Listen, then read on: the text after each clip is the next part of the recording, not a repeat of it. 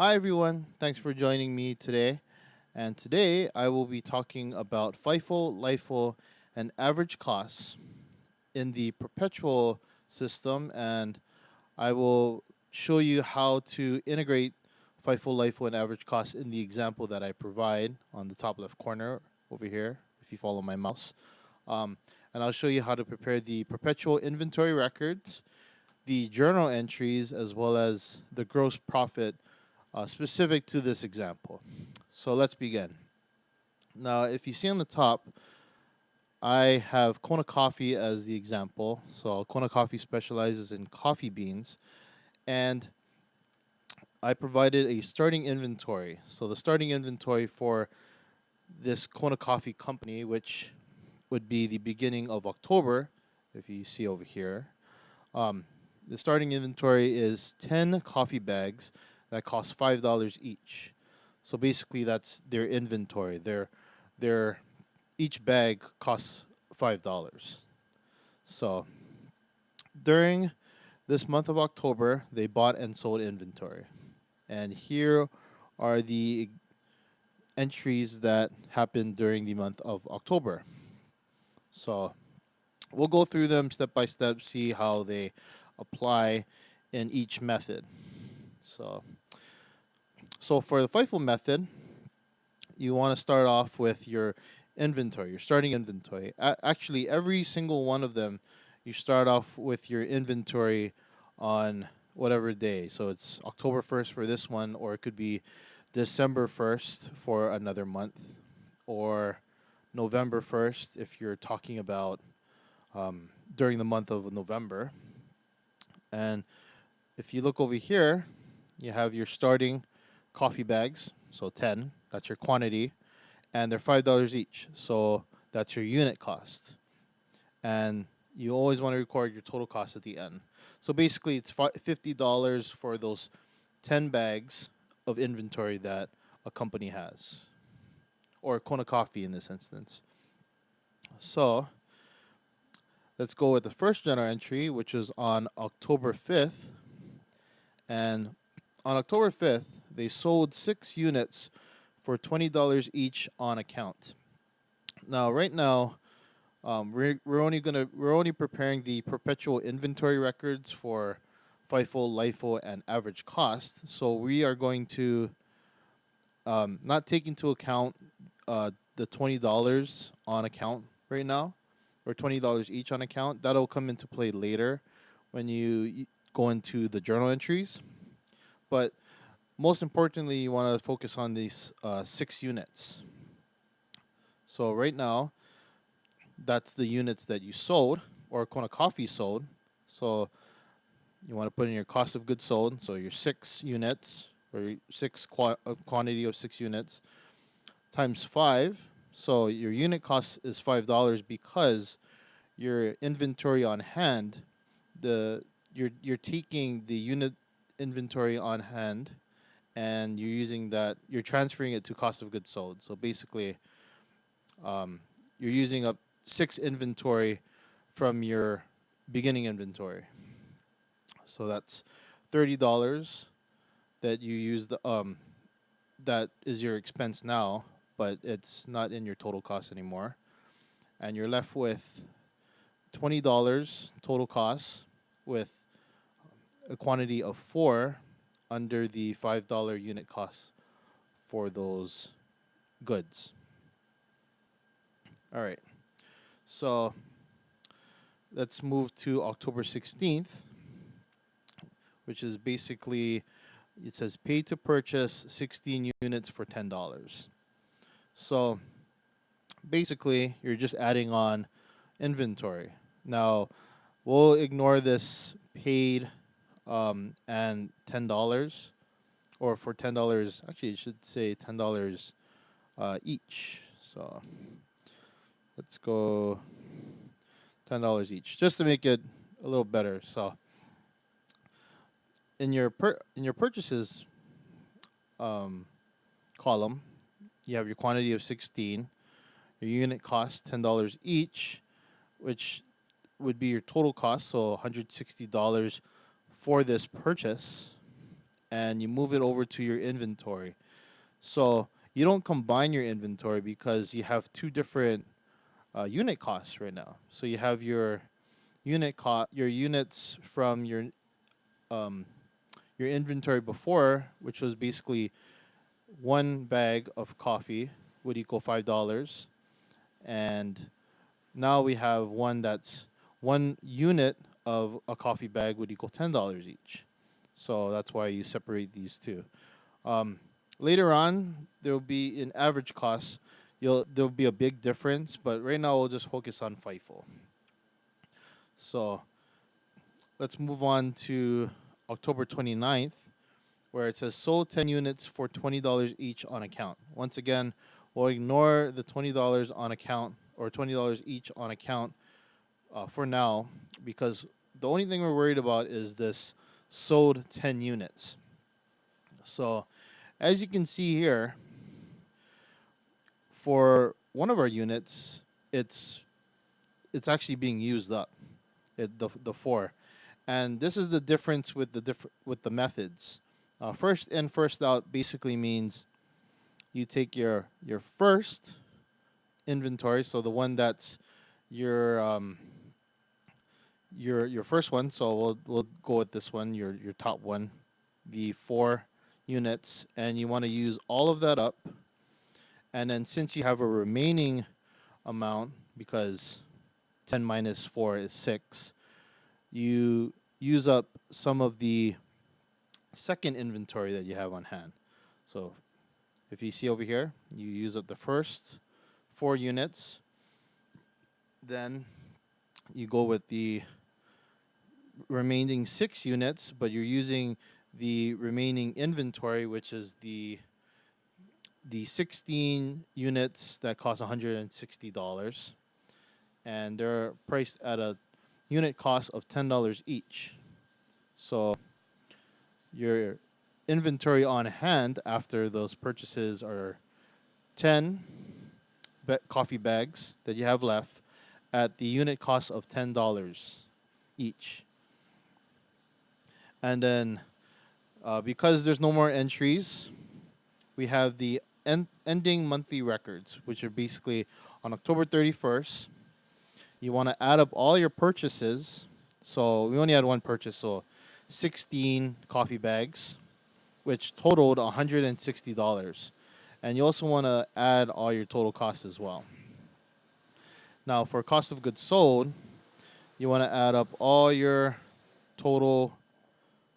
You want to add up all your cost of goods sold, all your quantities, and you want to add up all your total cost to get your pretty much your summary of your cost of goods sold for that month of October, or whatever it says over here.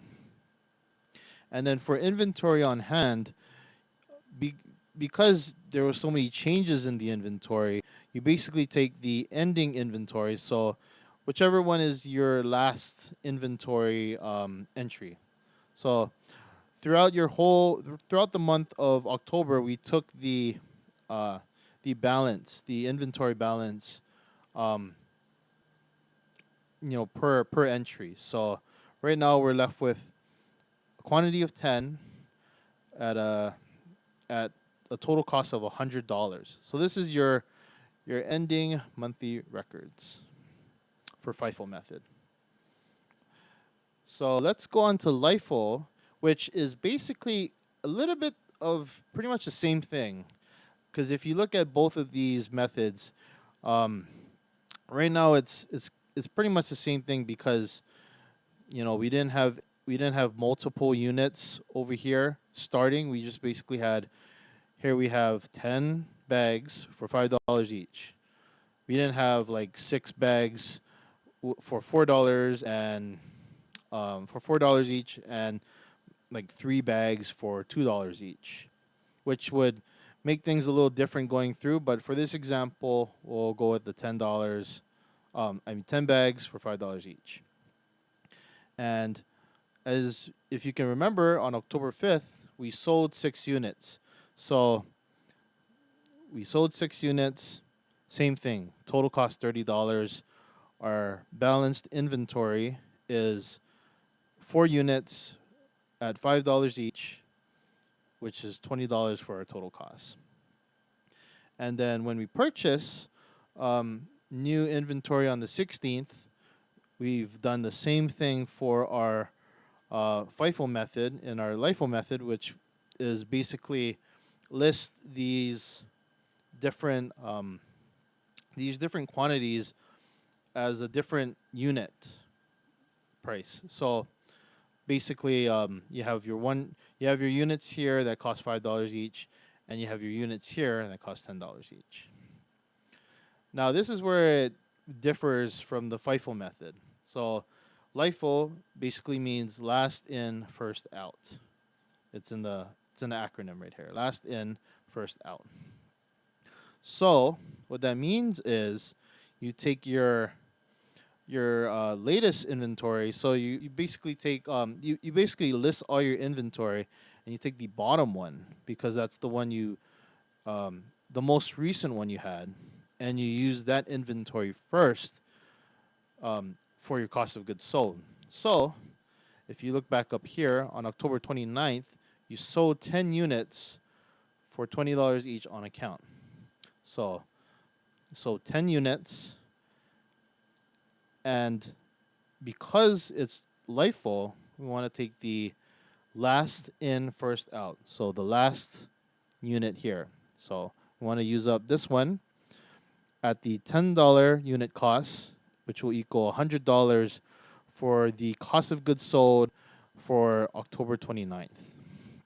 And we are left with 6 units at $10 each for $60, as well as our other inventory, which was 4 units at $5 each, at equaling $20 for total costs.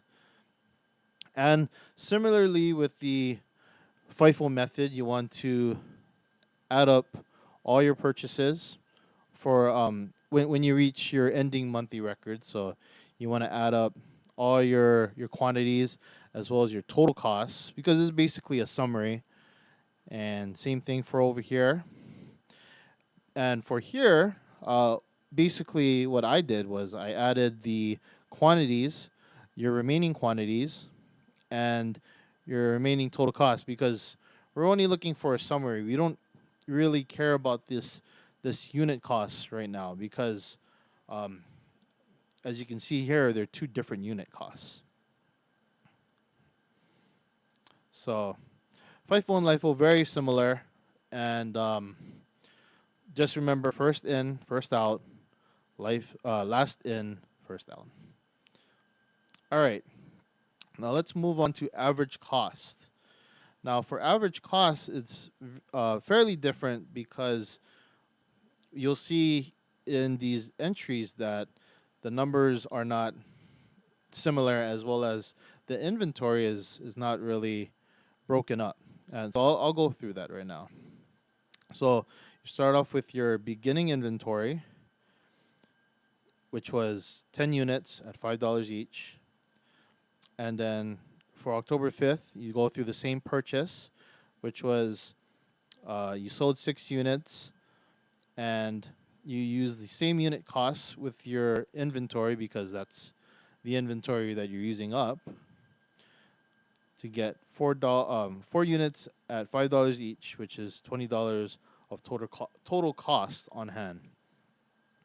Now, with your purchase on the 16th, with your purchase of 16 coffee bags at $10 each, so this is your purchase,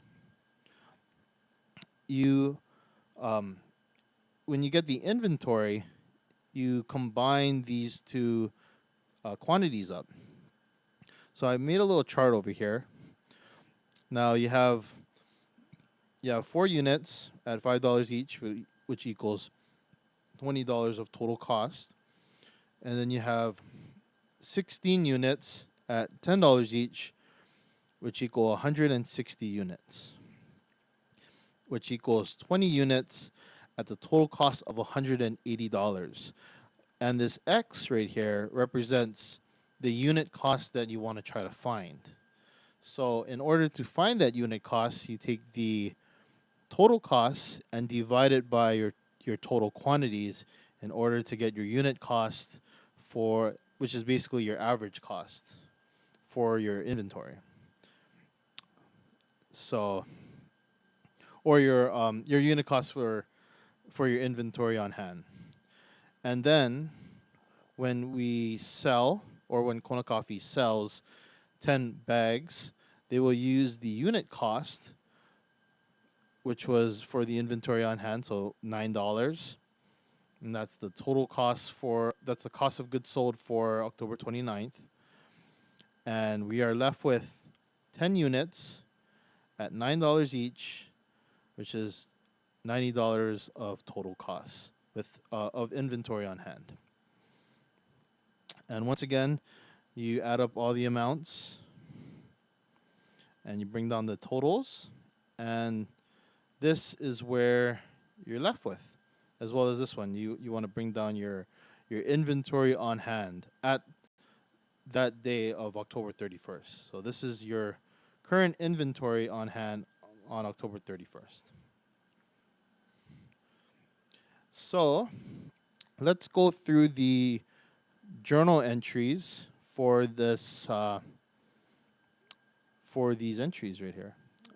But I'm gonna scroll through slowly just so you guys can see what's going on through these methods. Feel free to go back just in case you are confused. All right. So for the journal entries, let's start off with October 5th. So we don't care about October 1st right now because that's basically your beginning inventory. So there's no activity. It's just your beginning inventory. That's your starting point. For these journal entries, we'll start off with October 5th. So we sold 6 units for $20 each on account. Now, let's care about the 6 units and the $20. So basically 6 times 20, $120. On account, when you see that word account, you automatically think accounts receivable. So because you sold something, you're getting a sale out of it, or Kona Coffee is getting a sale from this purchase right here, or this sale. Sorry. So we'll debit accounts receivable first, and then credit sales revenue, and this is the same for FIFO, LIFO, as well as average cost. And if I look back at my records, yeah, it's the same thing. Just because there's no difference. Well, I'll show you in a bit. So for cost of goods sold and inventory, you have to record the journal entry as well, because on the perpetual system, you are constantly taking the record. You're constantly taking inventory and cost of goods sold frequently per entry. So because you did the sale, now the inventory is affected because those units are gone. So because those units are gone, let's go back to our beginning page. Over here, your total cost for that October 5th for FIFO is $30. See, cost of goods sold, total cost. Same thing for LIFO and same thing for average cost. So you debit cost of goods sold and you credit the inventory because that inventory is gone. That asset is gone. So that's why you credit inventory, because it's being used up, and you debit cost of goods sold because it's an expense. So it's basically going to show up in your income statement. You're going to see the difference in your income statement. So here you go. You debit 30, credit 30. And all right, so let's go to October 16th, which he paid to Kona Coffee paid to purchase 16 units for $10 each. So 16 times 10, 160. Because you paid it and it wasn't on account, automatically cash. So you're using cash to pay these 16 coffee bags. So here's your inventory. You want to debit inventory because you're gaining inventory. You're it's if it was periodic, it would probably say supplies or another account. But just for this example, we'll stick with perpetual. We'll say inventory. So $160 basically. You're not going to put 16 units. It's just this is the total cost of your inventory that you're purchasing. So 160 across the board. Now, this is where in this example it gets different. So it says sold 10 units for $20 each on account. Now, the account for over here is accounts receivable. It's a sale. So you want to record the sale first. So that's $200 that Kona Coffee is getting from this one sale, which is a lot of money for coffee. For each system, so FIFO, LIFO, and average cost. Now, for cost of goods sold and inventory, if we look back at our books or our records here, the cost of goods sold would be $80 for FIFO because you're adding these two cost of goods or these the total cost over here for this one entry, and over here it's 80. For LIFO it's $100, and for average cost it's $90. So for LIFO, 80 debit, cost of goods sold, credit, inventory. FIFO, debit, cost of goods sold, 100, and credit inventory for 100. And average cost, debit, cost of goods sold for 90, and credit inventory for 90.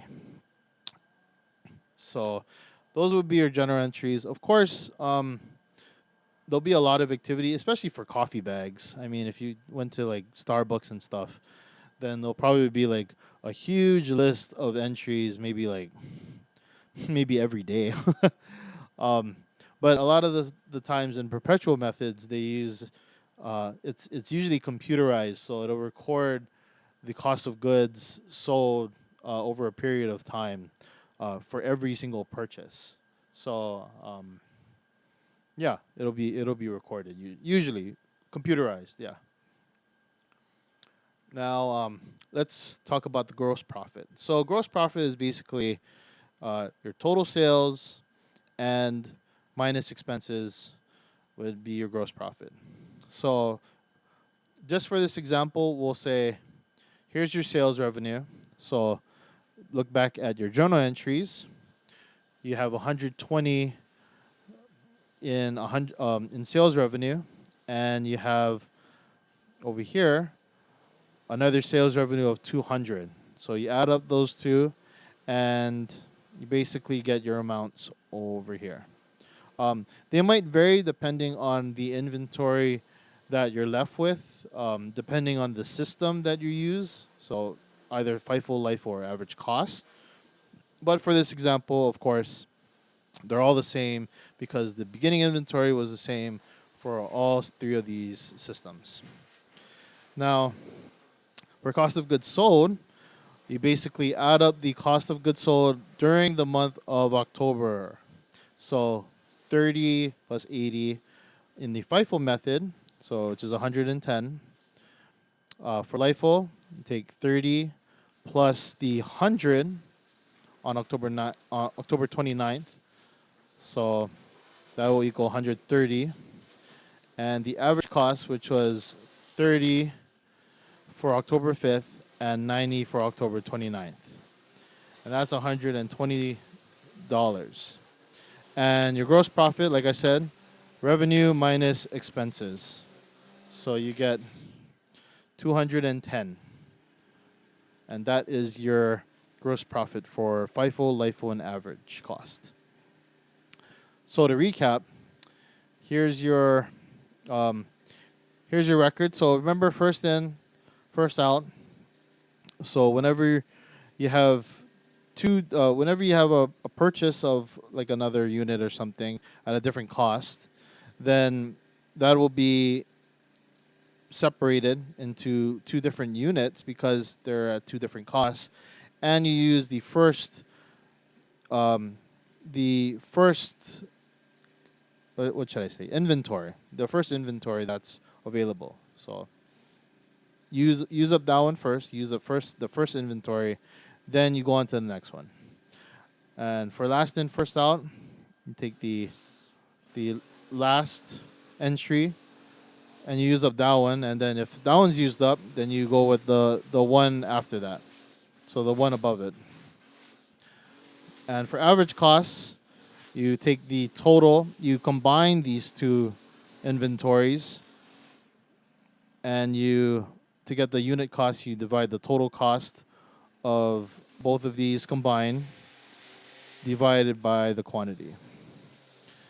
And for journal entries, for a perpetual method, just remember every time you do a sale or a purchase for inventory, you're getting another you're having another entry. For at least for sales, you're getting another entry because you have to record cost of goods sold and inventory for those days. And then gross profit, sales minus cost of goods sold. Once again, thank you for joining me. I hope this helped. And if you have any questions, feel free to leave a comment or email me, whichever one works better for you. Thanks. Have a good one.